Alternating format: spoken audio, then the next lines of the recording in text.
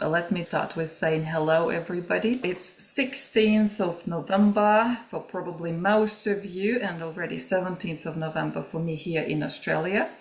And here I am, the program about future of human consciousness, direct dialogue with life. You said you really love this direct dialogue with life. Believe me, I love it too. And especially recently, I had a series of events, not really strange, but lovely things happening where you can see life as if someone is watching, someone is listening, and you are being given answers, you are being given signs, you are being given resources and information exactly when you need it. To some extent, it feels that all our devices, most of the time we have tablets or mobile phones with us, and you clearly know if you were Googling something, then you will see ads about that topic. But even more, even if you were talking to somebody, not even talking into your phone, but just talking about certain subjects. Say we mentioned the topic of honey with my husband, and next moment I see honey advertising coming up on my mobile screen. So obviously Google is watching and listening, and someone else is watching and listening beyond this material realm and replying to our needs, replying and interacting with us all the time. So I'll start with the usual short introduction for those who might be here for the first time. My name is Oxana Bondarchuk. You can hear by the sound of it. I'm originally Russian, but I've been in Australia for the last 14 years by now. I'm certified Awakened Mind practitioner and trainer. I am Institute for the Awakened Mind online events moderator. You might have seen me before. I have a background in psychology as teacher of psychology, and I also studied transpersonal psychology, which goes beyond your personality, which goes to other realms than material. I sometimes call it spiritual psychology. And in the last 3 years, like most of the psychologists would do, decided to explore some other areas, and I looked into numerology, I looked into systemic family constellations, and I also started to learn astropsychology. So back in ancient history, before I moved to Australia, I worked in the corporate world, holding different positions in finance, marketing, and business training. I do have corporate background as well. Before I continue, I have to make this disclaimer because it's only my understanding of the presented subjects and may not reflect the original teachings of other practitioners. Please feel free not to take anything I say for granted or as the ultimate truth, but just assume some of it might be true and then just take it for exploration and research in your own life. So test the presented ideas, and that's the healthy way to deal with any information these days, because we go through overabundance of information. So it's really important to calibrate the truth within you so you can discern what's right, what's wrong, what's working, what's real, what's not. So many times I mentioned the program. This is the program about energy reading and the mind mirror. It's all about perspective. I did it in 2021, and it's really central, and I keep dancing around the topics I started or introduced first during this program. So we will continue, and please excuse me, or let me say it this way, if I repeat myself, that means that's something really important for me. That's the topic really charged for me. And I'll be using these words charged quite a few times today. So I think it's something really worth paying attention to or repeating. And some of you who might have been at my 2-day ESP workshop a while ago, you may come across familiar things that were mentioned there and that actually inspired me to make an open talk about same subjects today. So I want to start with this slide and a few key theses or assumptions that are very important to keep in mind They are inspirational and they are foundational. You can call it also summary of higher order, the laws of higher order that I'm highly interested in, and I think they apply to absolutely everything, material, non-material, and many times I found evidence that they apply to the brainwaves as well as we see them with the mind mirror. So things to remember. It's all interconnected. There are wheels within wheels. Non-material vibration comes before physical manifestation. All you need for happiness can be found within you. You're more powerful than you think. We are never alone and we have more support than we know. Take time to connect with yourself. Never lose or betray yourself. And it's all about perspective, so always search for the highest one to guide you. Keep tuning, practice is the key. Many of you know it from my favorite meditations course, and those who attend in this ESP workshop, that's where I shared it as well. Previously, in the previous programs, I already spoke about attention.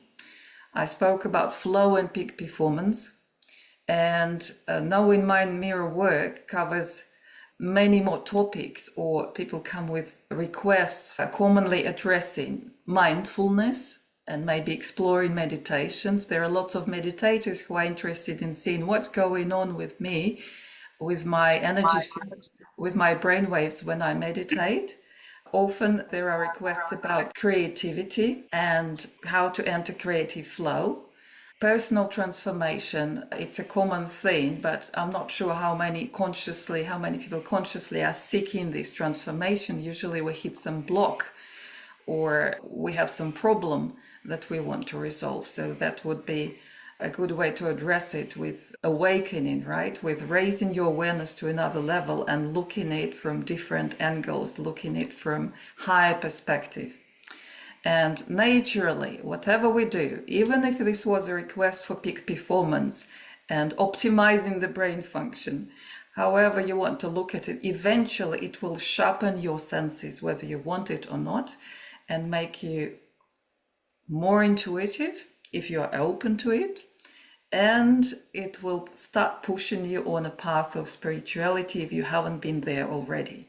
Though most of highly sensitive people, I should say, just by the nature of quite harsh earthly environment, are pushed to explore the subtle realms more and try to manage high sensitivity better and be more efficient, be more peaceful, be more functional in this earthly material realm.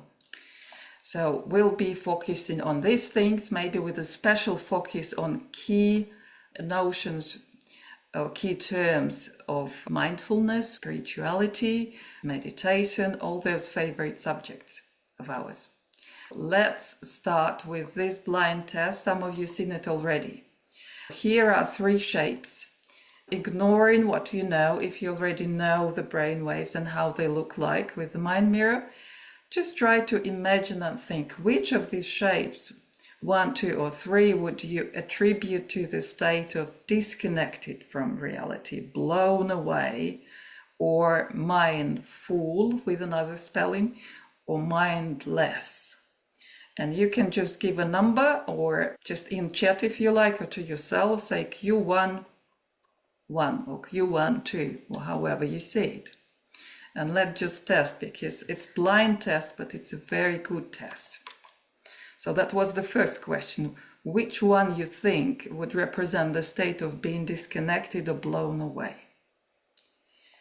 Question number 2. Which one of these 3 shapes you think represents resourcing, searching for connection, trying to ground with reality? I think I picked good wording for this, and obviously for me it would be very self-explanatory. So that was question 2. You can write to yourself Q2 and put your answer 1, 2, or 3. And then the third question would be, which one seems to you to represent being connected, balanced, whole or mind full. And same story, you can just type key 3 or write down or memorize. And what would be the answer to this third question? 1, 2, 3. And I think it's pretty obvious for you maybe right now that the right answers were, when we are blown away, that's number 1. And this does look like a tornado, and it does represent our ordinary state of mind. I wouldn't go into much detail of brainwaves today, but just give you an idea. Yes, and if we draw the line somewhere in the middle and call it the line of consciousness, this dashed line, so whatever is above would be fast brainwaves. They are about our external orientation, our identity, what we know, what we are conscious of, aware of, and whatever sits below the line would represent slower frequencies. That means what happens internally, it's internal orientation, that's our subconscious, unconscious mind. And obviously the first one, we are blown away and we are hardly grounded. Grounding, it's something heavier, something towards the ground. And if you imagine looking at this tornado as a spring, imagine spring pushed to one end with all the energy focused here and tension here, the natural movement would be kind of start unfolding this tornado, bringing some movement in, opening up, and that's what we call awakened mind or the flow. And then you go down, you go basically push to the other spectrum, to the other extreme. And that's also a common thing, right? That's the pendulum. We were on one end, and then the spring would shoot to another end, which would be this state of grounding, resourcing, reconnecting. And that would be our sleep pattern or channeling pattern, where we go back and connect with the field to recharge and resource. And then naturally, after 2 extremes, the pendulum would move into its balance. So there are no longer bottlenecks, and whatever is outside is balanced with what is inside, and we are more aware, more open. And how to say, the best way to explain would be we are better organized. There is more harmony, and there are more resources available to us. We can go here, there, anywhere. So that would be the pattern of evolved mind or oneness or unity. And that's very balanced pattern compared to all the other ones. Okay, so the next one, just as a proof of this balance, I picked up a couple of images I showed you already previously when I was measuring brainwaves during meditations. So that was the response, and this response comes from different people. And when you watch lots of brainwaves, you understand that it's repetitive and there is no chance there. So the words actually, and I'll speak more about it today, the words, they are like a GPS frequency address for us to locate the meaning behind the words, and it happens through the frequency. So if we talk about self-healing, healing in Russian would mean restoring wholeness, literally. And look, yes, it's the shape, the pattern approximating this circle. Or remember, so is something where we go below the line of consciousness. If we assume this green line in the middle is this middle line of consciousness, we go deeper. So we remember who we are. We are no longer in tornado blown away. We reconnect with something bigger than we already know. And another shape, I in I am. I found it beautiful as well, because clearly the I in I am is something bigger and is sitting somewhere below the line that we are normally aware of. And I love it because it was the I in I am that remains as the story goes. So it's good to remember we are just something bigger than our identity. And then place of health and wholeness and divinity, as I said many times, words that sound different but point into the same direction, they would be shown with similar patterns of oneness or unity. So this would be the typical dynamics that we would see, and similarly to the shapes I've just shown, from blown away, we open up, ensure the flow is possible, we reconnect, and then we balance. Sometimes we drift really far away, and that would be deep trance or out-of-body patterns or near out-of-body yoga nidra patterns. All I want to say that with Awakened Mind training, what do? So we are going into more healthy, balanced relationships between different levels of our consciousness, balancing external and internal frequencies, balancing heart, body, mind, and how it happens. Beta, conscious mind, me as a separate unit of material world, what I know of, all my memories and their projections. Theta, our subconscious mind, me as a fractal of spirit, always in the present moment. And both of them, beta and theta, what I call two key frequencies that define the quality of our attention or the speed of our attention. They are moderated by a body bridge, by alpha frequency, which is literally sense maker, because this alpha frequencies represents our 5 senses that we pick with our body. You might have seen this before. You see the fragment of the Mind Mirror Alpha training session where I was going through prompts to activate each of our sensory channels, so each of our 5 senses, and finished with the animal or beingness meditation. Our nature and instincts clearly are very powerful, and say, for example, from this slide, if we pay attention at green waves, they are alpha waves. This is our senses, sensualization, and it came out maximum, look, smell. And actually smell is the only one that has the closest connection to our brain. It's the fastest communication to the brain. That's why I suppose, not surprising, smell is the major kinds of instinct in the animal world, right? For survival, what's good for me, what's not. And animals can smell your fear, animals can smell whether food is good or bad for them. Then the whole body sensation and experiencing body movements, and then just beingness. So there are 3 powerful channels that we have to keep in mind. And I thought of it would be nice, if we are talking mindfulness, to play a little bit, and because we often exaggerate, or how to say, we think a lot.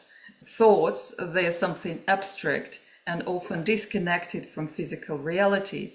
But to bring ourselves back, it's good to remind ourselves that we have the bodies, but it's good to play with our thoughts. And what if the task would be to amplify or extend any experience, including your own thoughts, to all 5 senses. For example, you are hearing your own thought, listening to your own thoughts. What would be the music behind it? What would be the intonation?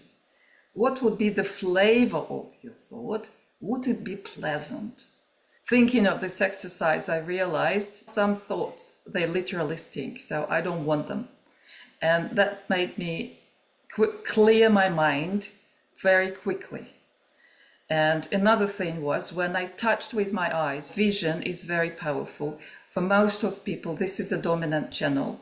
Like 80% of incoming information comes with vision. So we are very busy scanning the external world, and scanning just, we connect with the shape and the color. We estimate, we evaluate whether it's dangerous or not. It's almost basic survival, and it's orientation reflex. But at the same time, instead of just seeing with your eyes, imagine that these are not just your eyes, but you were touching this and smelling this. How would that feel? Energetically, we can extend our feelings, and basically in many occasions you will discover, I don't really like it. You want to look away and try to filter your perception into direction of something more pleasant that will work for you. You may acknowledge something is going wrong, but sticking to it and staying with it, literally you will want to wash your hands and wash your eyes and wash your mind. I give you this to not necessarily to do now, but keep playing with it. And instead of just having a dry thought or just having a look at something, believe me, on the energy level, what I call energy reading, all this information that our subconscious receives all the time, but our conscious mind is filtering it out, you'll be able to see and perceive much, much more. I think that's a great exercise and really the fastest way to mindfulness. So I'll go back to those slides that I absolutely love. You've seen them many times, but as I mentioned before, they are charged for me. They are important. So life is not something abstract. I see it as creative source energy flow at work, like electricity running in the cable. So we are channels and traducers, receivers and transmitters of this energy.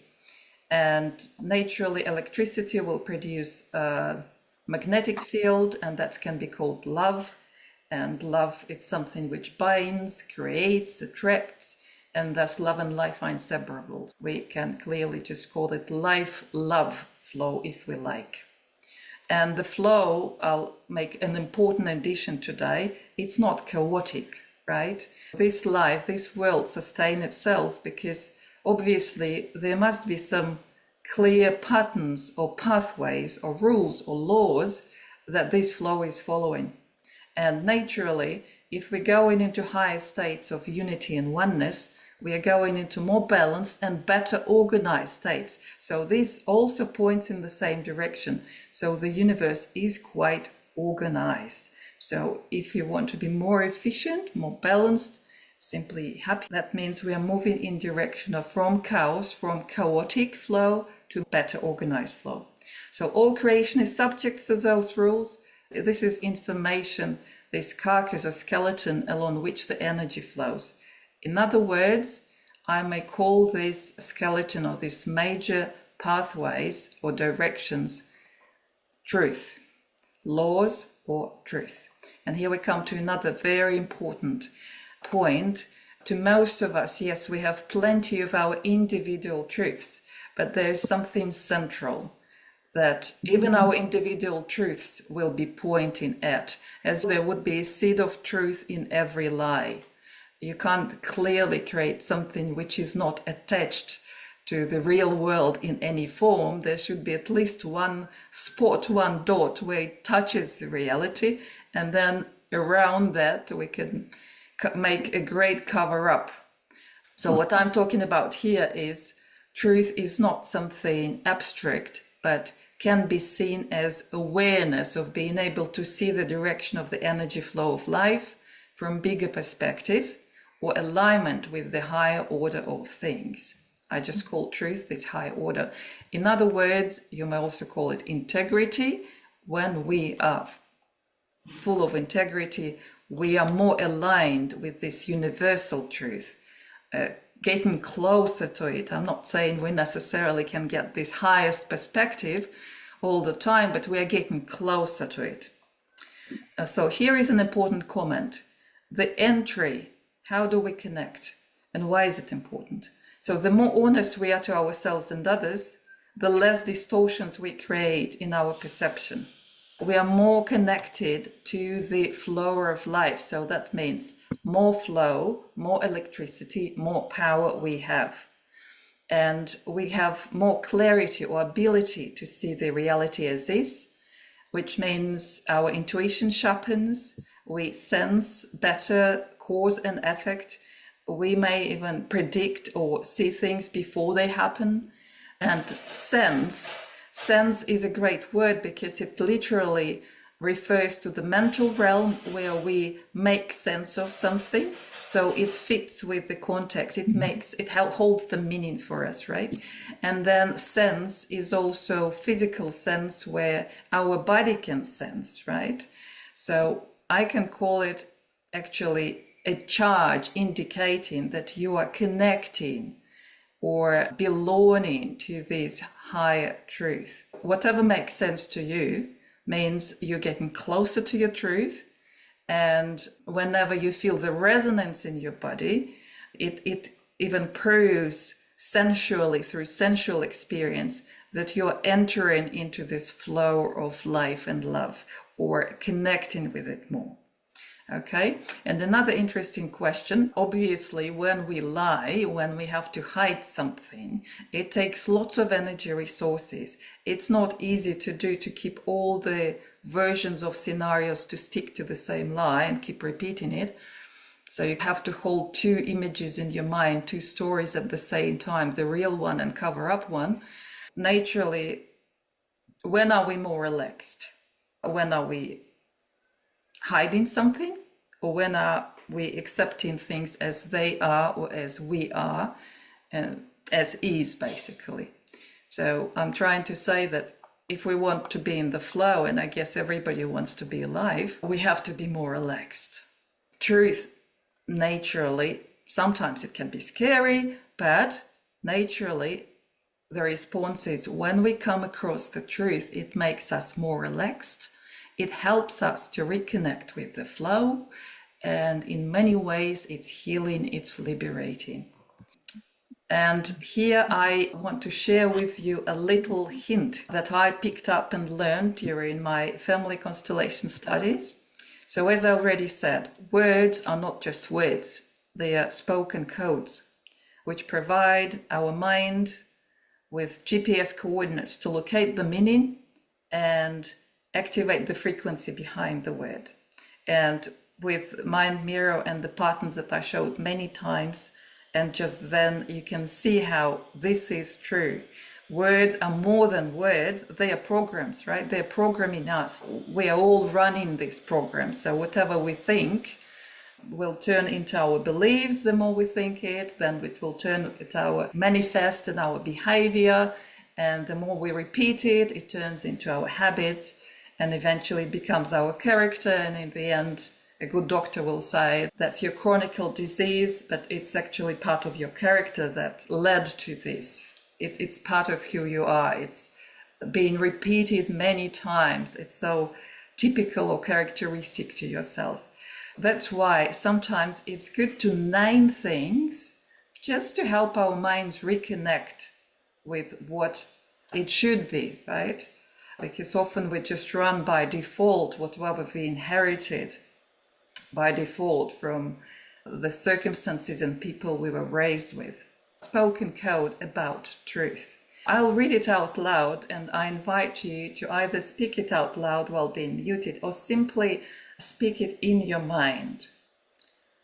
I acknowledge and embrace the connection between my essential self, my identity, the ability to see things as they are, and being true to myself.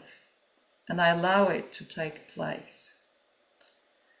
So it's a tricky phrase. You can call it a code, you can call it a formula, but it helps your mind to recognize, to learn the knowledge which is necessary, acknowledge, and then embrace. So take it on the physical level, take it on the essential level, the connection between my essential self, my identity, the ability to see things as they are. We stop distorting things, we get this clarity and clear focus, and being true to myself. So we stick to our true nature, stick to our truth, and allow it to take place.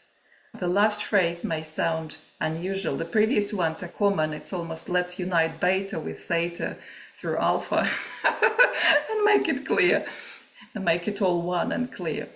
But allow it to take place. Here is another important message there, where any psychoanalysis, any therapy, any transformational or healing experience would be about taking whatever was suppressed or hidden, unconscious, and make it known, make it visible, make it conscious, become aware of it, assimilate it, acknowledge and embrace it. So clearly something that was not given a place, was not given attention, when you say I give it or I allow it to take place, it's a play on words as well, but you clearly bring it to your consciousness and help to make it real.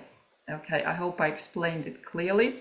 So the teacher's name is Leonid Talpis. I'm not sure how much information is available in English. There are some works by him online, and he calls it universal therapy, though the core of it would be based around family constellations techniques. Spirituality, I thought it's important to revisit this too. What's spirituality for you? I came across lots of misinterpretations, and I bet most of you here do not belong to these narrow-minded outlooks that I'm going to mention here. But again, there will be seed of truth in each of them, but it's more an official way of addressing spirituality. So someone would say, I'm spiritual, I can call myself spiritual because I have my regular spiritual practice. I meditate, or I pray, I go to the church, or I go to ashrams or retreats, or etc. But does it really address the core of spirituality? Or someone may say, I belong to a group of people with similar beliefs and values. We practice together, and I can call myself one of them. So quite similar to the previous one. Like mystic, meditator, or maybe I even hold some title or name within that system or group or tradition or organization. Someone might say, I studied world religions and philosophical belief traditions, and I can hold disputes and word battles and philosophical conversations and even give lectures on this subject, so thus I'm spiritual. And somebody else would say, I'm living a conscious life, I'm trying to live clean and be organic and eat healthy and focus on blissful experiences and look positive. And again, all of it is only partially true, right? So this would represent just small truths, at times almost becoming lies. So I want to revisit the notion of spirituality and say, let's look at the core of it, at the energy core. So it's being aware and connected to this energy network or web of life, to this flow of life. And I guess the key question to ask if we want to test if we are spiritual, like what makes us powerful? Where is our power? Where do we get it from? And I doubt, like any of you would say, it's generated by our brains. And what are we relying on in life? What can we fully trust and rely on? And that's really a big question. It's nothing easy, and it doesn't require immediate answer, but it's more take away, take home as a home task and ponder about it. Where is your power? Where is it coming from? What do you trust and rely on? And honestly, spirituality is very tricky because it's almost like knowledge. The more you know, the less you know. So the more you practice it, the more you understand, oh my God, how far I am from how many lies I carry, or all of these things. So the more you look into it, the more you realize how many weeds you have to weed in the gardens of our souls to be really pure and clean and proclaim oneself spiritual. By the way, I decided to borrow this from the program about flow, because to me, all of this falls into the same category. Being with the flow of life, being mindful, being spiritual, being creative, it's almost about the same thing. It's alignment with this high order of life love and circulating maximum energies with least distortion, where we become co-creators or manifestors on material realm. Just because of our human nature, we are biological beings and we are spiritual beings, so we combine both, and we are these mediators or channelers for the earthly realm, co-creators on the earthly realm. But it requires or implies that certain conditions are met. So what are they? And literally, it's continuation of the previous question about, am I mindful? Am I spiritual? Am I going in the right direction? How do I get into the flow? So it answers all of these questions. So do I know, can I sense the high order of creational life principles?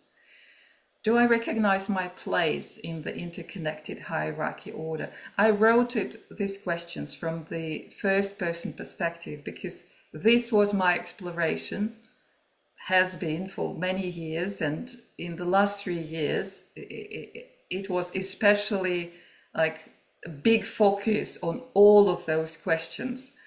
So do I recognize my place in the interconnected hierarchy order? First, we have to recognize we do have our place in this hierarchy. We are an important piece of puzzle in a bigger puzzle, part of a bigger mechanism, but it's important to know your place and to know your nature as well and not fight it, and know your interconnectedness, because first it allows you to take and bring on board the resources in, be more powerful, be more influential, and then at the same time it allows you to give. Powerful, influential implies that as well. Do I agree and comply with these principles or trends? And that's another tricky question, because acceptance, embracing it, living it, is different from just knowing about it. And on many levels, again, the more I look, the more I realize how I argue with many things. And the first thing we argue is usually our life scenario, saying, could the creator thought of maybe better scenario for me? Why do I have to go through all of this? It could have been lighter and nicer and easier. Why do I have to go through this? This author, this writer clearly is not a very talented one. So clearly I came to the conclusion many times how I have this argument with the creator, trying to say, I know better. And then learning, no, I clearly cannot know better. I should know my place and accept and surrender. So do I acknowledge and accept fully my earthly and spiritual nature, talents, and making best, well-balanced use of the given resources for the best interest of all life? Again, diving into numerology and astrology, trying to understand my nature. I realized most of my life I was blind. I hardly knew my nature. I was fighting with it. There were reasons for that. I wouldn't go into detail of nuclear trauma or whatever, but we all have our stories or whatever shaped up this way. But the result is fighting against my nature never worked for me. It's better to cooperate with your nature, whatever it is. It's better to know and recognize it and fully embrace it. And we are shaped a certain way for a reason. It's whatever talents we got, strong parts, they well balance or outbalance our weaker parts. So if we know both, we can juggle it in a really well balanced way. And again, in the best interest of all life, is this just me wanting something for me and me, or do I see a bigger picture? Or am I prepared and mature enough to give as well?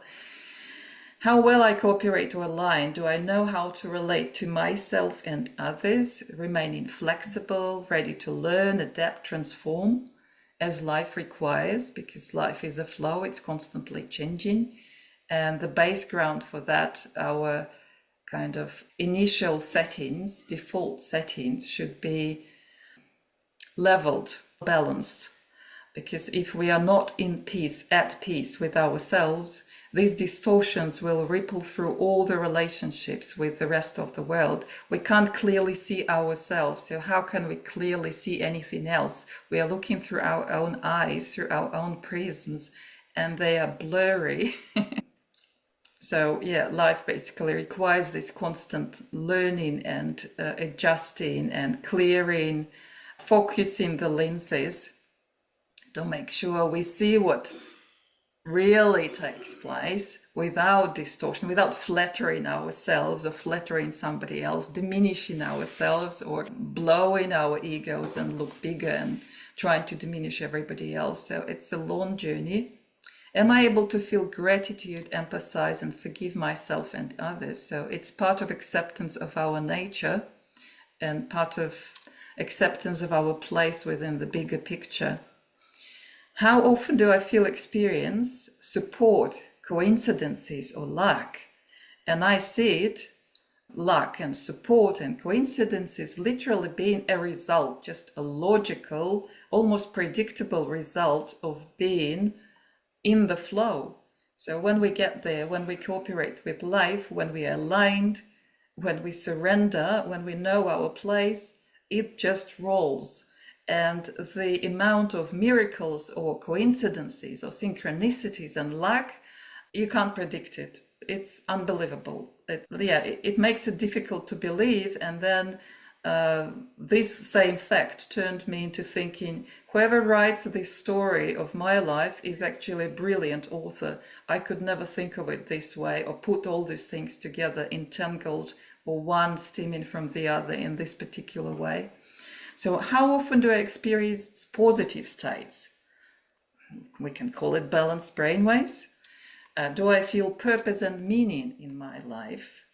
So positive state would be a natural result when you have enough energy, because the more joyful, we talked about it before, positive states, they are charged states. They imply you have lots of energy. When you're depleted, it's hard to feel happy. It's two contradictory things. Check the chart of emotions and you'll find it. We might be depressed, but as you look at the chart of emotions, we start recollecting ourselves instead of being smashed and depressed when we start getting angry. It's actually a good emotion or frequency just to recollect yourself back and start building up your resources. Do I feel purpose and meaning in my life? That's also two big, maybe abstract words, but to me, they almost became essential. Whatever makes sense, wherever I feel this charge, you may call it deeper knowing. I may not have any rational explanation behind things, why I feel I should go there or why I think I should be doing this, but my body would basically keep me awake from excitement because I know this is the right thing to do for me. There is something there for me, as if you receive an email with attachment and you know there is something like it's something so interesting, so important for you there. So you open this email, you can't wait to unpack it. It's this zip file that you need to unpack and see what's in it, let's unpack it, let's unfold it and see what's hiding there for me.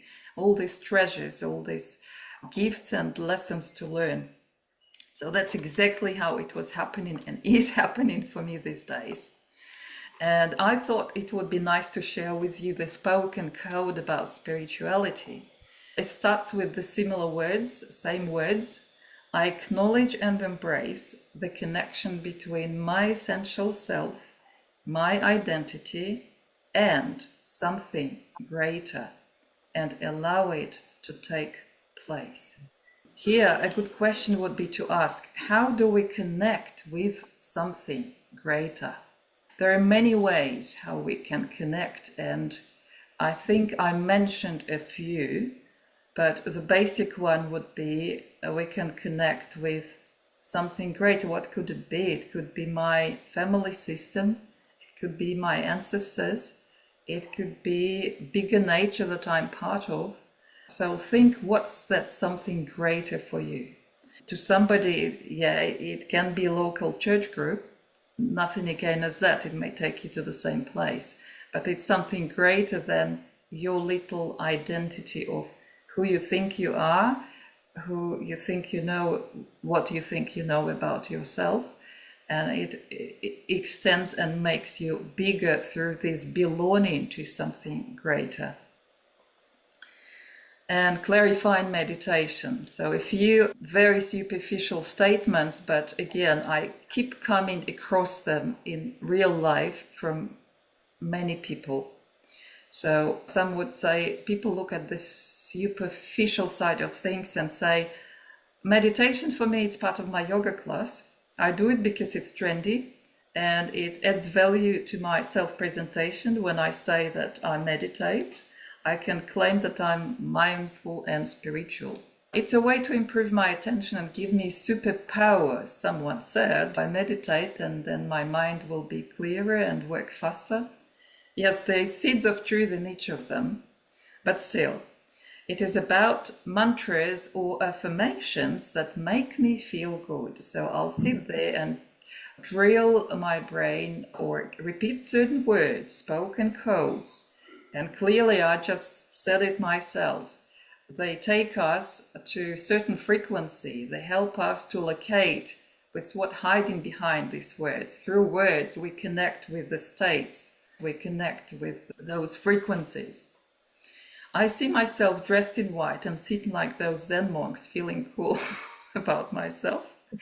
It's a ritual to give myself a break from others and stay alone with myself. It's a good excuse. I'll just sit there, looking smart, with my precious meditation cushion. That's how sometimes I'm seen by my family, though I'm not wearing white and I don't have precious meditation cushion. It's only when I sit in silence, because to others it's only silent meditation, and or maybe I focus on my breath or focus on loving kindness, and I calm my mind from excessive thinking. Can't argue. Each of these phrases, they are true, or they have seeds of truth, but it's still superficial.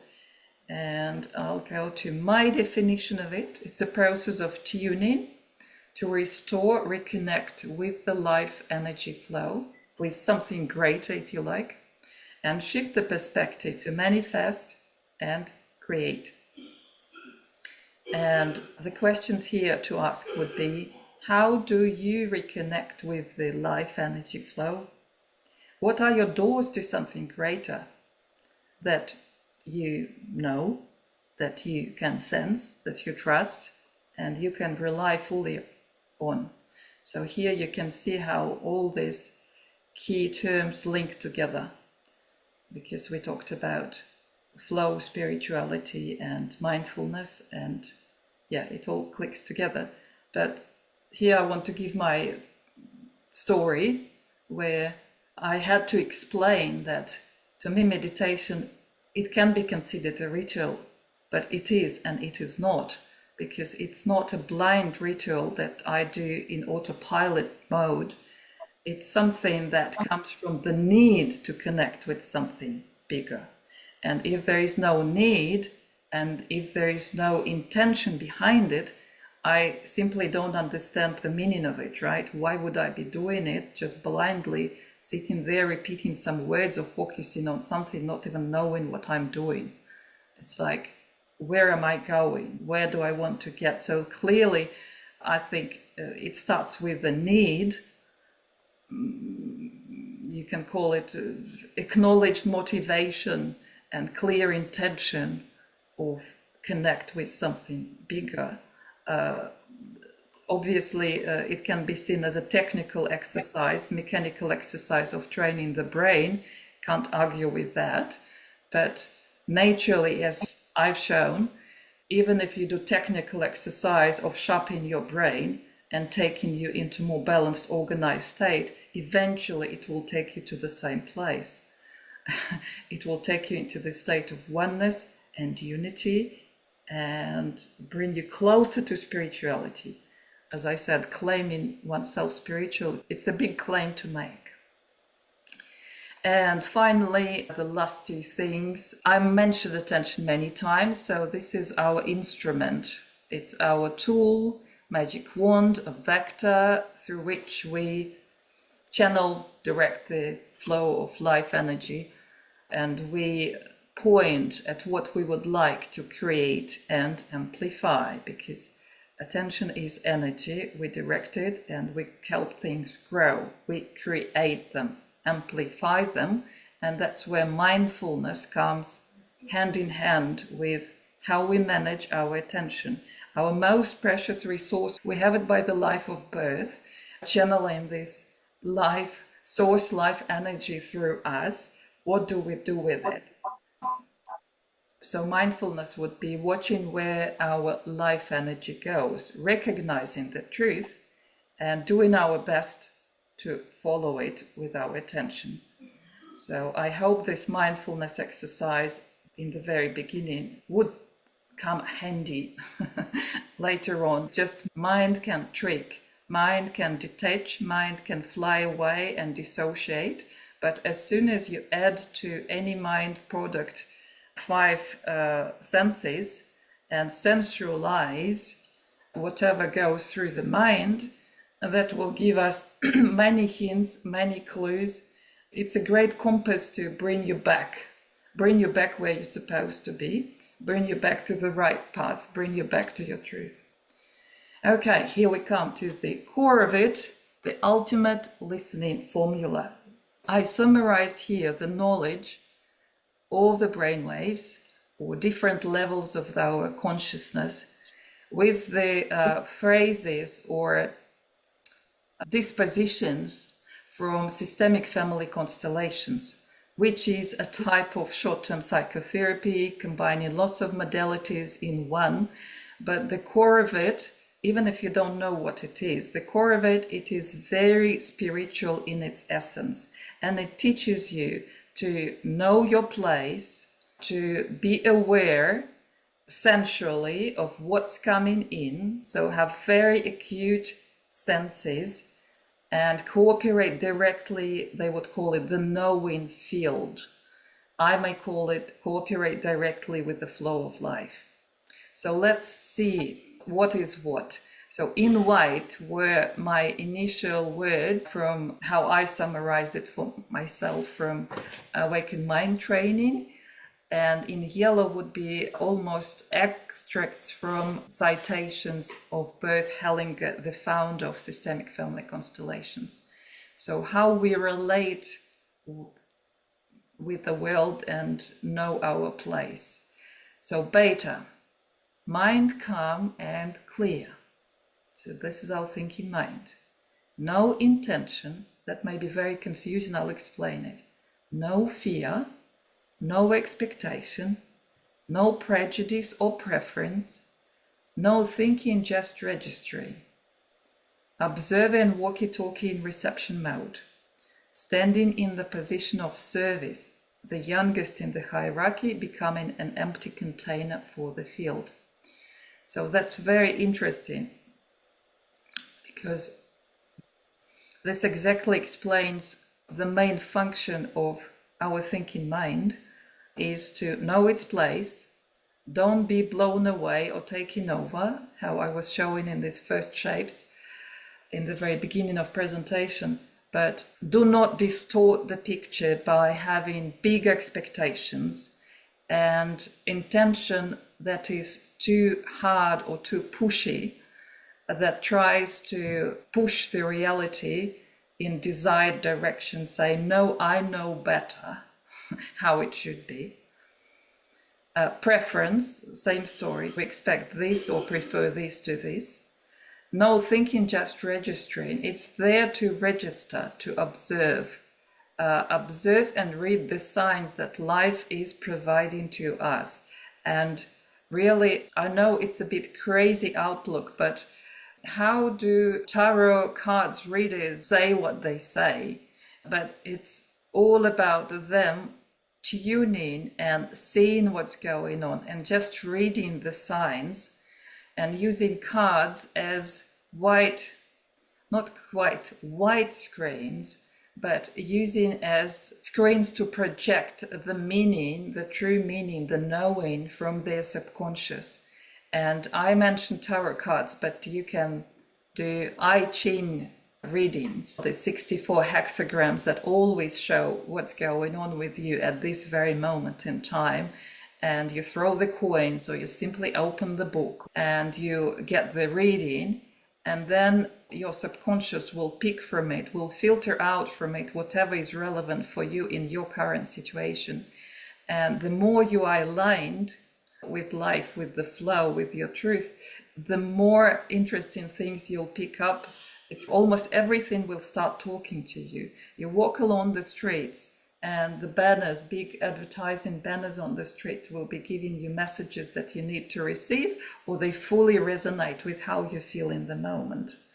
Or they even, like it happened to me recently, I was flying to Sydney And I had a chat to my friend in WhatsApp. She's in Israel. I'm here in Australia, so we're so far away from each other. But she gave me a phrase, and then I'm going to the bathroom, and here is this phrase on the poster in front of me. And I'm like, I can't believe, what a coincidence. Like, how is it possible? Just 2 minutes ago, that was the last phrase I received from her. And that's here looking at me from the poster in the bathroom. It's everywhere. Sometimes it's good to go a little bit crazy and allow yourself to look at everything around you as if they're trying to communicate to you.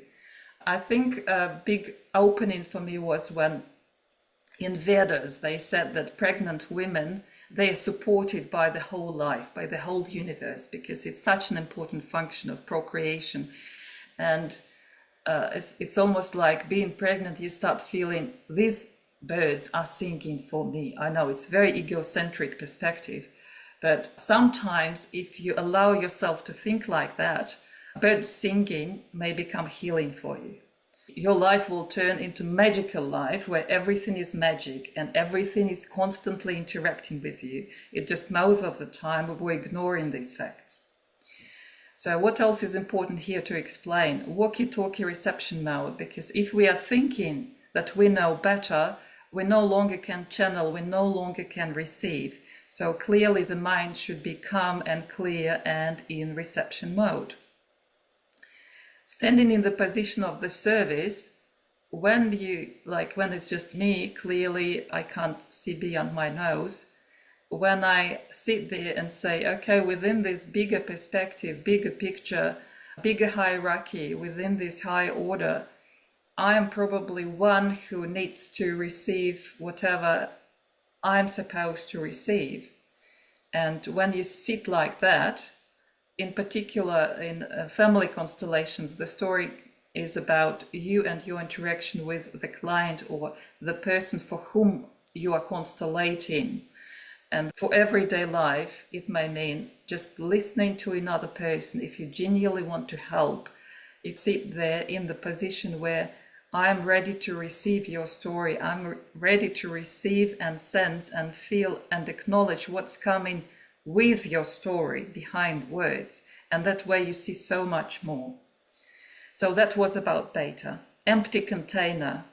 I wouldn't develop on that because it's clear. Many meditations would say, yes, that's what we are doing. We are unloading the mind to become empty so we can receive, we can channel. And clearly when you let yourself drain your mind to become empty, you eventually become creative because you stop repeating the same thoughts, the same tracks again and again, and you allow yourself to rethink, re-choose, re-evaluate, and maybe do things in absolutely new way depending on the new situation, because every new moment is different. So you start noticing, instead of dragging our own past self, old self into every new moment, we reevaluating every new moment and saying, is the context still the same?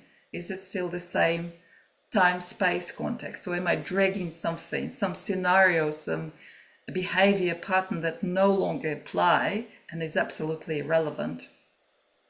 And basically that's the essence of constellations, to discover and remove all distortions, remove the charges and return back to the present moment, leaving behind the behavior patterns that no longer work, or maybe they just default settings inherited from our ancestors. So let's move to the next point. Alpha, anchored in the body, senses on. So body, as I mentioned, very important because it's always in here and now. Mind can run away, be lost in the past, still drag the situation from a few days ago when I called rude words by the bus driver or whatever. But your body is here now, and the senses can never lie. So when you hit the truth, you always, if you're open to receive, sense the resonance with the truth in this or that way. And I think I touched upon this in this ESP workshop that I mentioned in the beginning. And I did have a play with a group of mediums about that. where I thought calibrating truth through the body is a great exercise, because mind can lie, but the body will always give you the truth. Kinesiology is a good representation of that when you do muscle testing, and it does not lie. But even if you just turn all your sensory channels on maximum and start monitoring subtle changes that they deliver or what's going on with you in all your 5 sensory channels in response to this phrase or this figure in the field, because if family constellation, they work through representation. So we invite figures to represent the constructs from our psyche, how it sits, how it was recorded, that traumatic situation or relationship, and they'll show up all these distortions through the figures in the field, through other people, through representatives who can read the field. So wouldn't it be great to calibrate our truth well enough so that you read the news and you can clearly identify or discern how big is the seed of truth in all these lies? Or for big gamblers with the cryptocurrencies, you can say, wouldn't it be great if I read these forecasts of what's going on with these currency rates and I could clearly predict, because the major trend feels right, like this feels like true, this feels right, and I can sense it in my body. Okay, so volume set on maximum on all sensory channels, monitoring subtle changes. Who is monitoring the changes in the body? Clearly your thinking mind, instead of running around with expectations and delusions, illusions, thoughts, judgments, whatever it likes to run around with. It needs a bone. So instead of this bone, you want to be busy, we'll give you the task, please monitor subtle changes in the body. That's your main task. And by monitoring the subtle changes, we better read, is it true, is it not true? We read the signs from all the incoming information, we connect with it more. Okay, next one, next level, theta. In the mind mirror world, it's subconscious mind. So theta, empty center, open-hearted. We empty ourselves from what I just named, all these delusions, distortions, and we open up to whatever is coming. We find that point of connection with the universe. I often call it this alpha theta frequency, where we cross over this line of consciousness. So we are open-hearted, we are centered, we are leveled, right? Because if we are not leveled, we start distorting the picture. Interconnected, eternal soul perspective. So where we connect with the field, with life, we connect with eternity. We go beyond this very moment. Through now moment, we connect with eternal now. So that's very high, very big perspective, going beyond your survival, beyond your mortal identity, with knowing and trust. So here comes the very core of spirituality. So we know there is something greater and we trust it.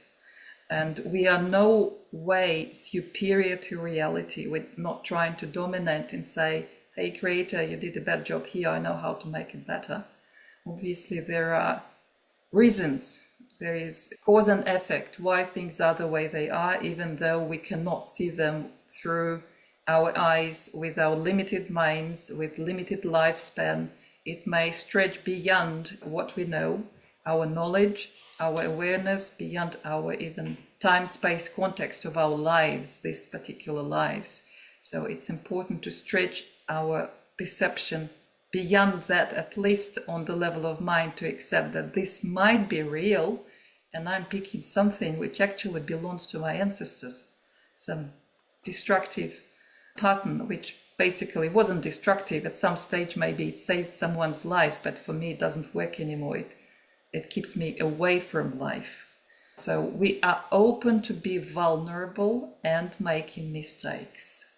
So that's the hard part, where we expose the natural movement is, let me dig a big hole and hide there whenever we don't like something. But the truth is, the opposite movement is the right one. You step towards your fear, you don't hide from it.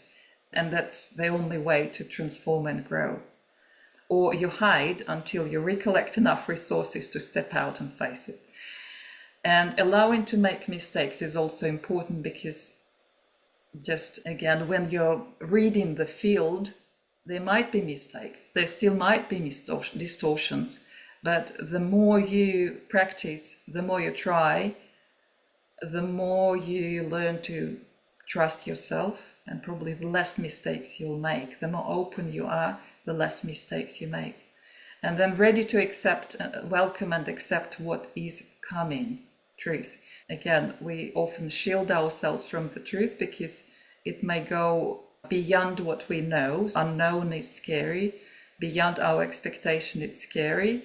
Beyond our judgments is scary. So we still may hold some preferences. But truth might be scary for some. So here, courage is required, and holding on to something bigger is required, because sometimes it's just for you alone that may be too heavy to face or see or carry the truth like that. So that's where we all need each other as humanity, to share the burden and share the truth, and feel not just ourselves, but feel our ancestors, feel the spirit realm, and connect with more levels of reality than material ones, because there are resources there, there is support there as well. It's just by ignoring it, we deprive ourselves from interacting with it and using it.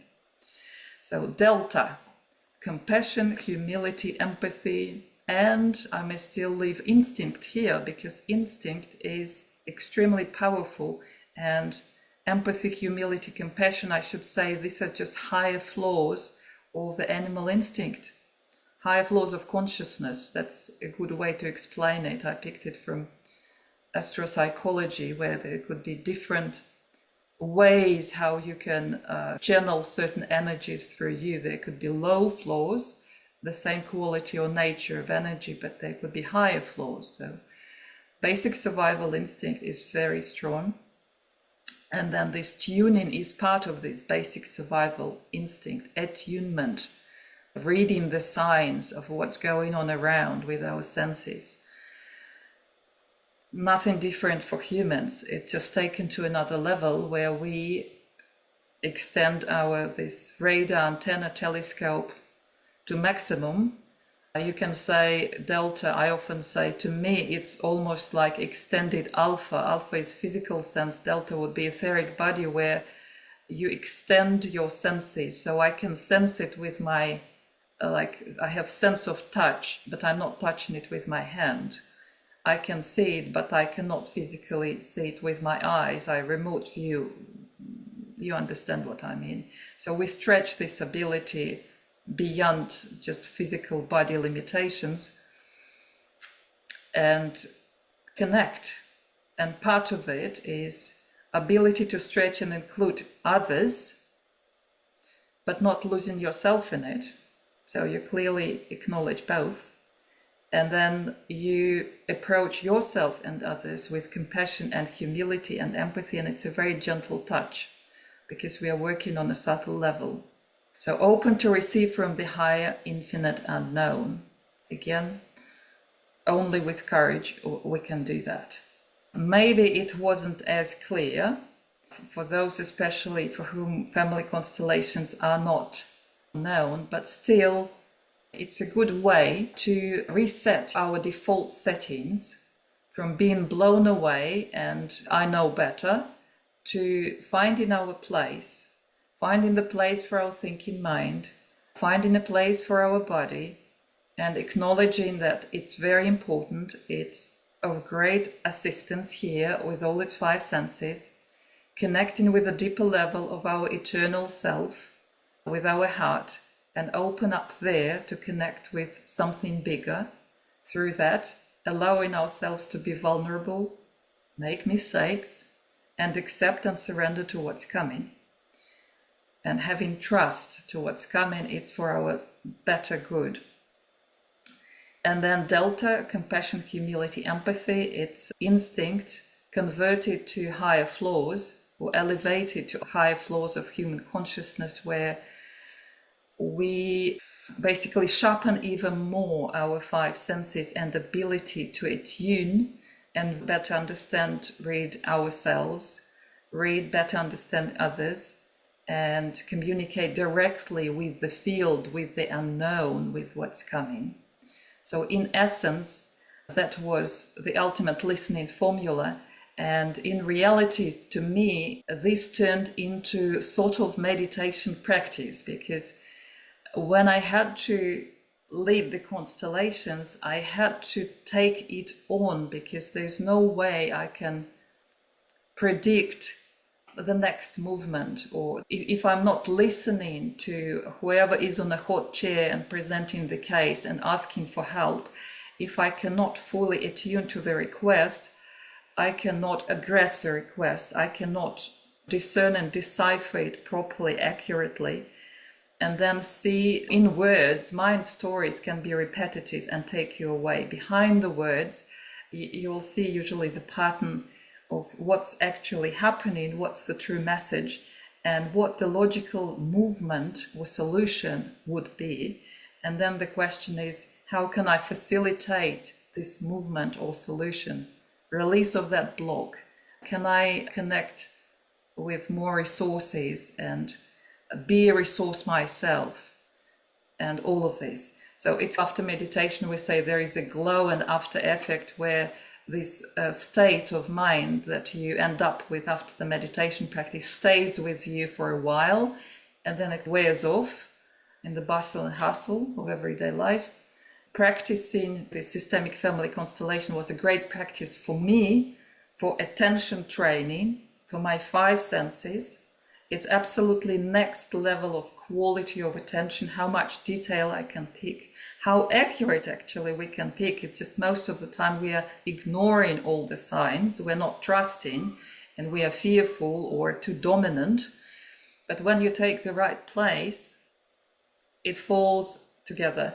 And the interesting fact is that when the case is being reviewed, and usually in a group, the constellation, they work with representation. So for example, a child comes, I have problems with my mother, and then there would be, okay, here is representative for you, here is representative for your mother. So let's invite the people and ask them what they feel. And as people enter the field, these representatives, they are strangers. They may not know, and usually they do not know the child, they do not know the mother, they know nothing. But they pick from the field the core interaction, what's happening on the energy level, what's the dynamics, why things are the way they are, and whatever happens in the field requires this ultimate listening or ultimate attention.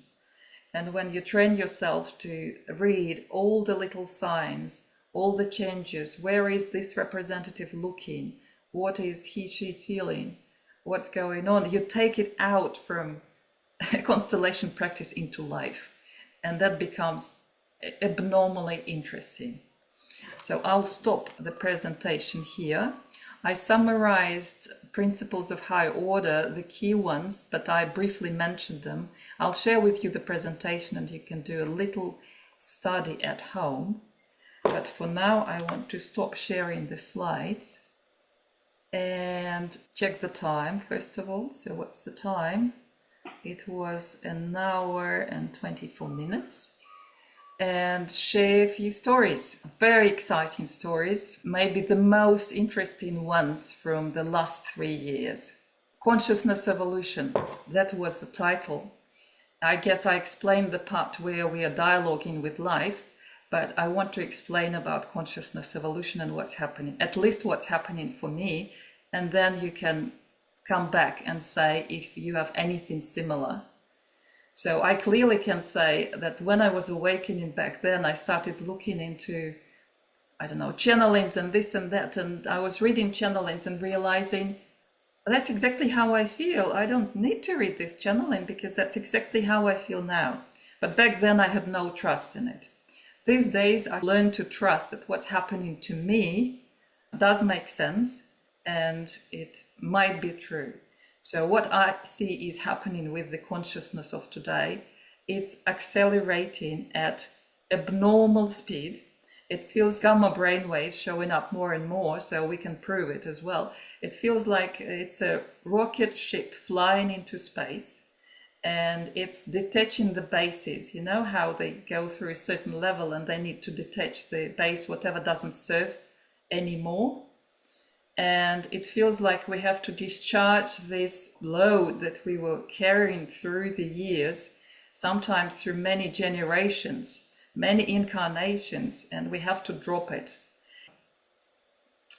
How to say it? The heavy frequency of the old world doesn't work anymore. I can see that the whole world is splitting into polarities of those who still hold on to the old world and those who are stretching and moving very fast into the future with very flexible, very creative, very unusual consciousness, but with great possibilities. It's scary and challenging, but it holds in itself lots of opportunities as well. So let me give you an example from numerology to explain myself maybe. So we were given a task to analyze dates. So 1-9, just think of the years or century. 1900s, they start with 1 and 9. So 1 stands for somebody's will, power, and authority. And 9 stands for knowledge or information. So basically, we would say those who were born or lived in 1900s, they were shaped around, I want to rule the world and myself through force, through authority, through having access to knowledge that others maybe don't have access to. And before computers and internet, how scarce or how easy it was to hide or rewrite knowledge and history and whatever was available to us, all the information. So basically 1-9 is going into the past. So the key battle in the previous century was about power. And it was through authority and through force, through violence, through asserting myself on the top. And 2000 is another story. 20 stands for, 2 literally stands for energy. So 2 is energy, interaction, communication, exchange, cooperation. Whoever has more energy, whoever has more resources, energy in the first place, that one is winning basically, right? That one is going with the flow. So it's about listening to each other, it's about communicating, it's about exchanging, and it's about managing one's energy or managing one's attention. And 20 stands for, it's like false or true. Either you believe in it and you fully go with it and embrace it, or you fake it and then you fail and lose. It's this validation number, let's put it this way. 0 is validation number. I thought it was very interesting to look at just these dates, the centuries that we are moving. And literally, if you look at what's going on, before it was more about knowledge and information and building up on that. Right now, you can't build on that. There is overabundance of information. You can find anything you want. But what you do with it, how you deal with it, it's about interaction, it's about managing energy resource. And energy would be the major reason for wars on every level. On a human level, everybody is fighting for our attention, right? More than even money or anything, it's the consequence. Where attention goes, eventually you'll pay money there as well. It will follow. So it's just manifestation of the energy. So I thought that's very interesting. And let me say a couple of words more that, like, before it took you years and years, they would say you would need 7 reincarnations to drop off your old patterns and learn your lessons. And if you lied or didn't follow your truth, and believe me or not, again, another coincidence, delivering another webinar to you and saying a few things like about physical body, and then realizing the next day after I said it, I had the courage to share it with you because I believe this is true. But if I'm not fully embracing or living it myself, I'll be punished the next day. It won't take 7 incarnations. I'll have to learn this lesson immediately because I claimed this is true and I know it. So that's how I feel it. They say, be careful taking teaching position or sharing anything like this because there's a price to pay. So I'm paying full price for everything I say, still have the courage, ready to take the learning, and clearly can say it doesn't take 7 incarnations. It happens much faster between the moment of doing or thinking and manifestation of it or getting your price to pay for it. The buffer is getting smaller and like shorter. The experience of each day, I don't know if you experience the time in the same way I do. It feels like days are like months. Weeks are like years. Say, I speak with my mom each week and like weeks pass by like it was yesterday. I don't understand. On one hand, I had many experiences. The intensity is so high, but at the same time, the time frame is just 7 days. And I can't connect, so it just doesn't match together anymore. And sometimes I say, oh, this was yesterday. It feels like it was ages ago. So we are moving through time with much faster space, it feels like it, though we still have the same clock. And as I mentioned, the split of consciousness between the old ones and new ones, it's getting so radical, and truly the time is very turbulent. So if in the past the time was stable, linear, predictable, as if I'm powered by electricity and the electricity is in my cable is stable and steady. To me personally, the last 2-3 years, especially this very last year, was very unstable with very high turbulence. I may experience like moments of, I don't know, unexplained anxiety or grief or depression without any rational reason for that. And I had to look into it with obviously all the tools I know, all the instruments I have to clear it out for myself. What is going on here? Because there's no possible reason why I should feel like that.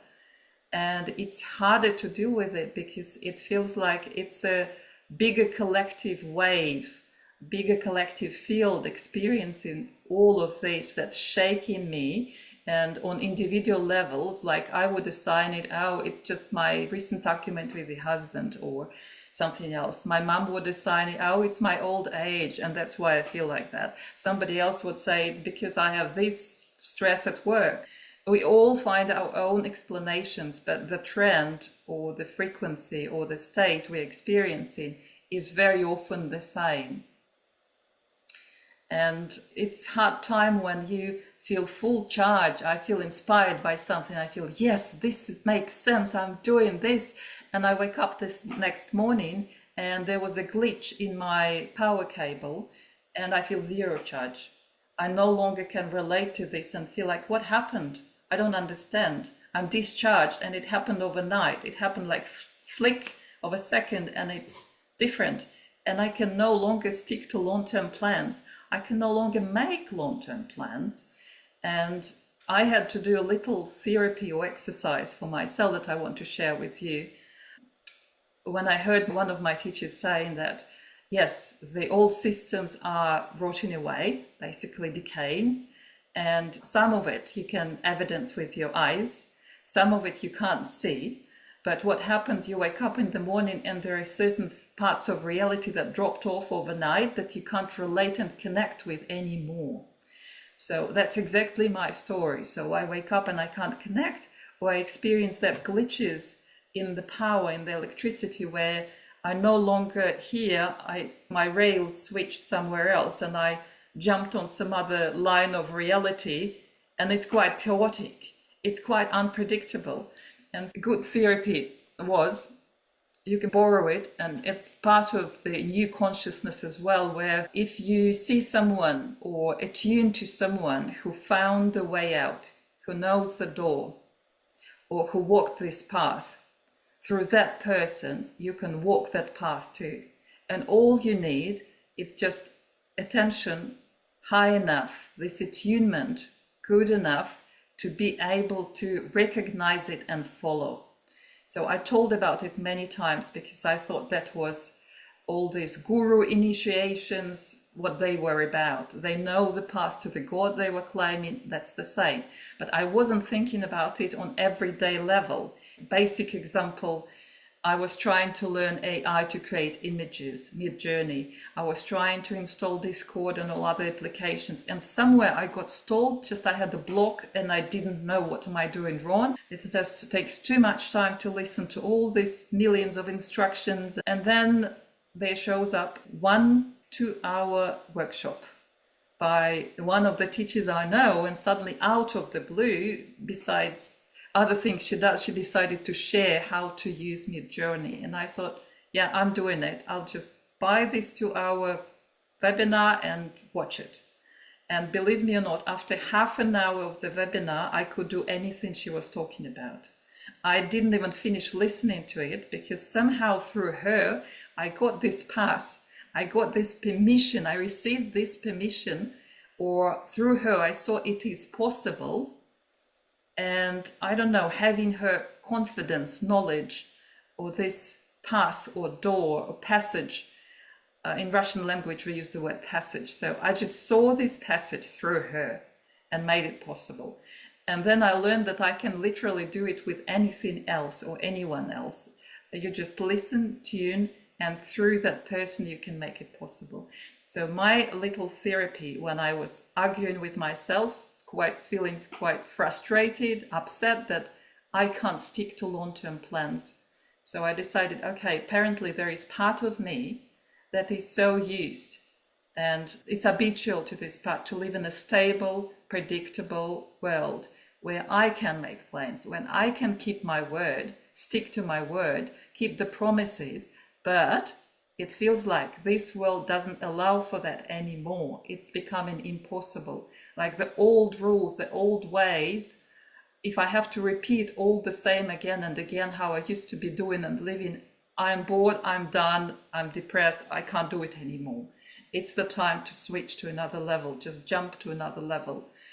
And basically I have to say, okay, thank you. I recognize that you must be suffering and it's unpredictable, insecure, it's strange, you can't hold on, you don't know what you can rely on in these times, but sorry, you have to go and give way to new parts that want to live new life, be creative, be fast and express creatively in the moment. And if the old rules do not apply, I give myself permission to live without rules. I just don't know what the rules are. Yes, there are these rules or laws of higher order that I'm not doing harm, and we're all interconnected, and all of this I'm still applying or complying with those rules, but on other levels I simply don't know how. And most of the time I don't even know what and where, because it's so unpredictable and I don't have the maps for the reality I'm moving into. And I just said, okay, I give myself permission to live without rules. And the second thing, I keep myself open to whatever guidance will come from life, from spirit, from wherever, about what and then about how. I'll keep my eyes and ears and all my senses wide open to receive the answers. And the summary of it, the summary phrase for me was, I feel that to survive in this world right now, you have to go crazy to stay sane, because I'm breaking all the rules, what I was supposed to do, how it was supposed to be, and many will see me as going completely crazy. But at the same time, it is the only way for me to preserve my sanity.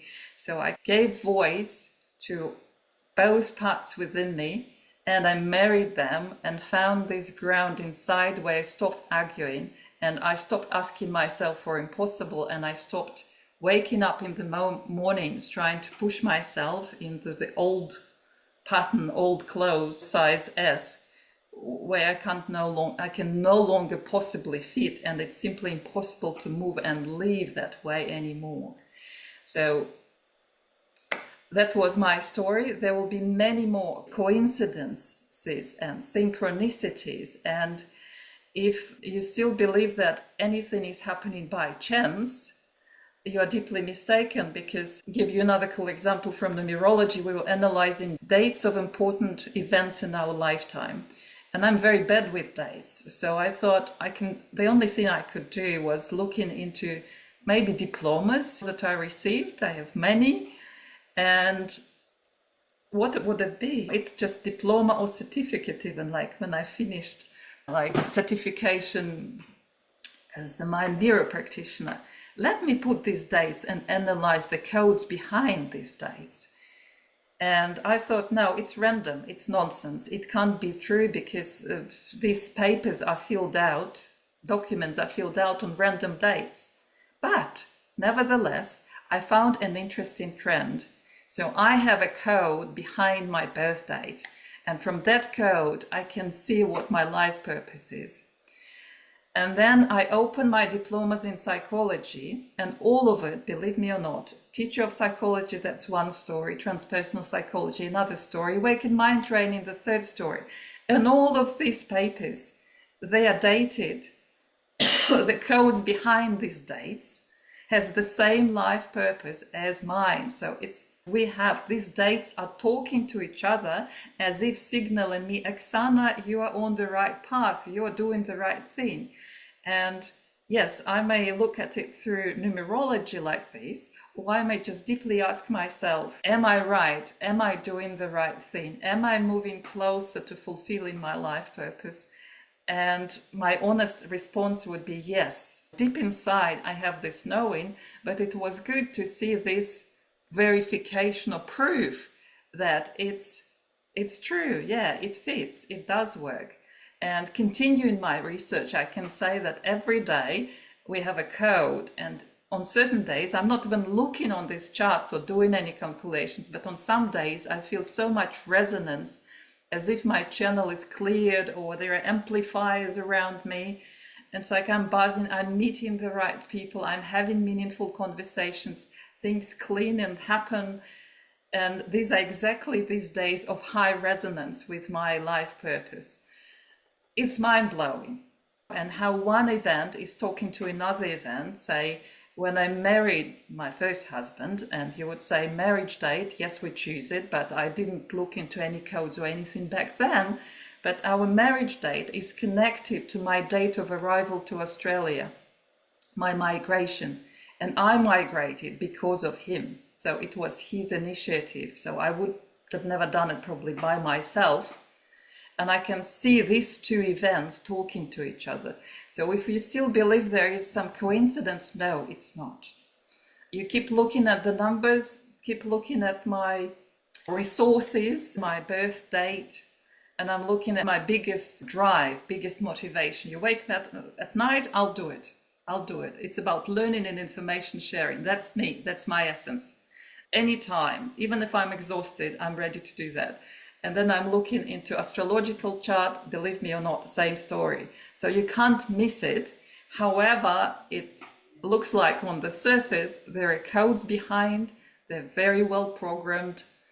Same story, you look back into your ancestry, there will be the talents that go with your family. We all have different dates of birth, but the codes behind dates would talk to each other, and you would see these are the talents that I'm carrying from my mom's line, she is carrying from her mom's line, and this kind of channel is obvious and it's continuous, and you can trace it and you can see it, how this speaks to this or this relates to that.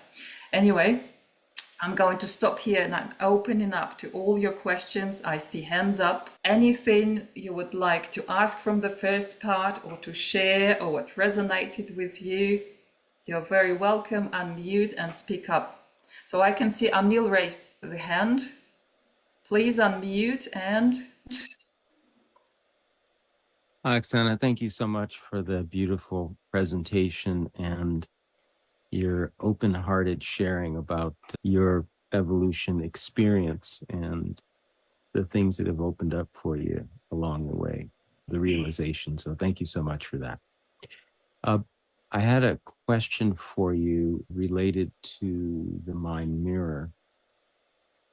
have you personally or with any of your students noticed any correlation between quantitative or qualitative mind mirror readings and these experiences of enhanced synchronicity? I never really did any measurements because I can only relate maybe subjectively, because it would be me hooking up myself to explore it. But like with clients, what you'll see, how to say, as we move to feel good or better feel states, they are better organized and they are more balanced. So eventually we'll move to the states of unity and oneness. And there is not really much to say there except repeating that I had a case when I hooked up a guy, and so he immediately went to Evolve's mind pattern. And I was, okay, and then imagine the life you'd like to have and be, and it's all the same story. So he says, I am living the life I want to have. So it all fits. His subjective experience fits with this pattern. So there is not much for me to do the training about, right?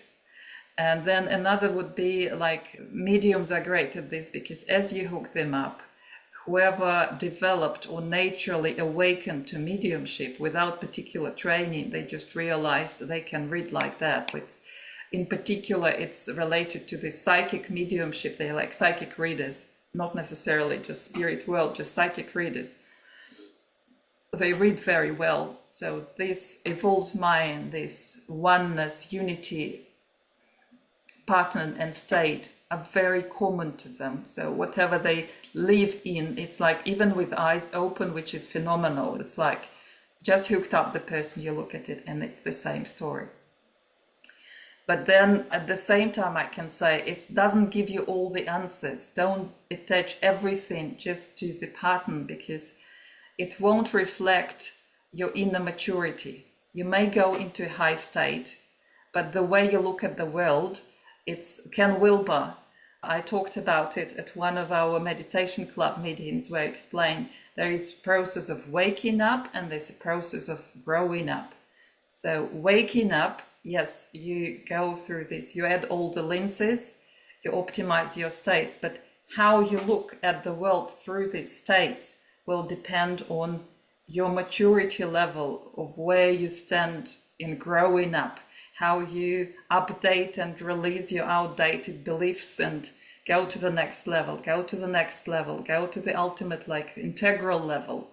And that wouldn't be reflected in brainwaves. So you may see somebody very gentle and nice and beautiful, but from psychology point of view, you will say, this person needs to work on his shadow a lot and grow up. And there is a side of it that's not fully reflected. So awakening is part of the story, and it's state related, but state doesn't mean the prism, the filters that you're looking through at reality. They also include this, your maps of the world that needs to be updated regularly, and especially now, because the whole world is just like, those who go in direction of, yes, we recognize the higher order and we want to unite, we see interconnectedness. If I damage myself, I damage everyone. If I damage others, I damage myself in the end, because we are inseparable, we all one.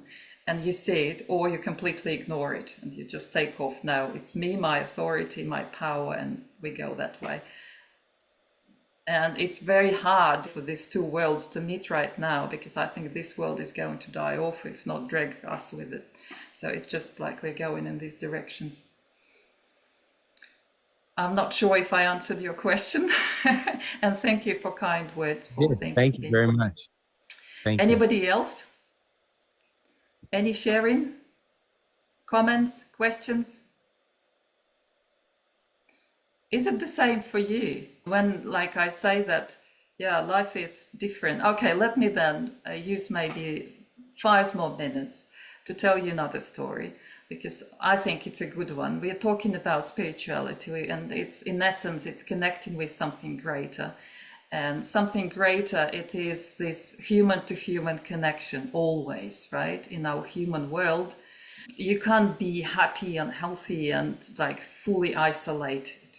Being materialized and actualized on earth, we are part of the same bigger organism of humanity, right? So I was flying to Sydney not long ago, a couple of weeks ago. It was bad weather, terrible turbulence, because we were landing or going down through the rain clouds, and there were these holes. It was so scary. I never felt airplane falling, literally. It was very scary.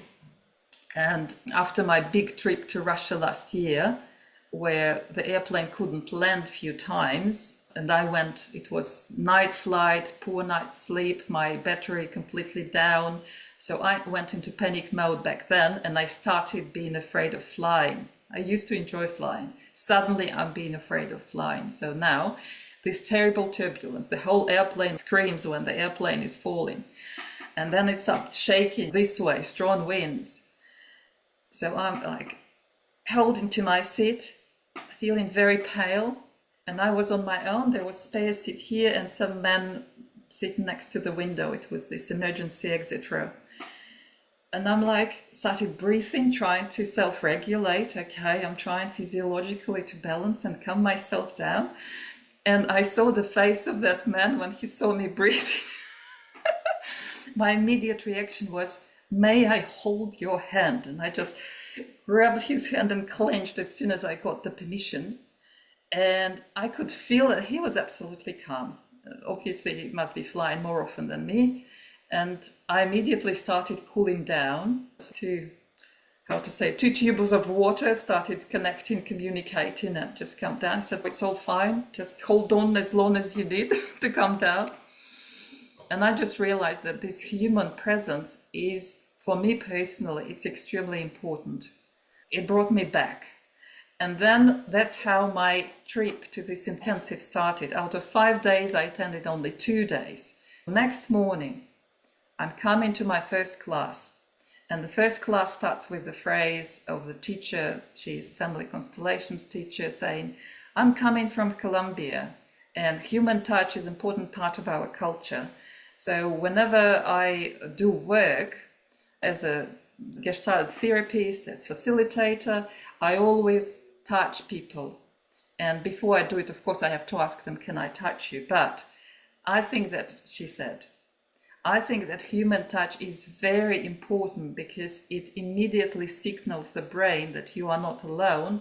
It immediately takes you out of your mental drama or illusion where you're drifting away in these horror worlds. It brings you back into the body, into now, and it gives you a resource with the help of another person. The traumatic experience, trauma happens when you are isolated, when there is no resource, when there is nobody to connect with.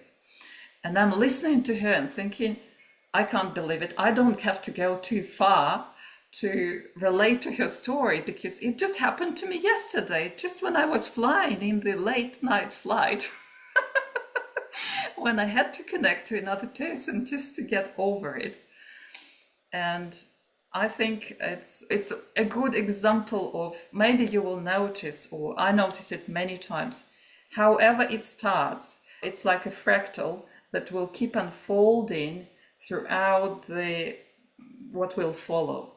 And so this very flight to me was the beginning of what was unfolding later during these 2 days of constellation event. It's like very often, I don't know, the first person I met when I had my exams to the university with a girl who became my best friend after. Or like the boy I paid attention to became my first ever boyfriend, first ever love. And little things, if we are attentive to them, they are like these fractals or signs where it is heading, how it's going to unfold. And to me, it proved itself so many times. And so I'm still fascinated where next it is going to take me. Now, years ago, it took me to do mind mirror trainings with mediums, and they said, Oxana, you're like us. I'm like, no, I'm not like you.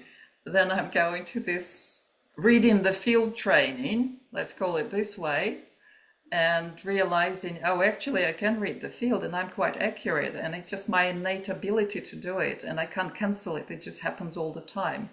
And I have just to become aware of it and appreciate it rather than ignore and devalue and make use of it.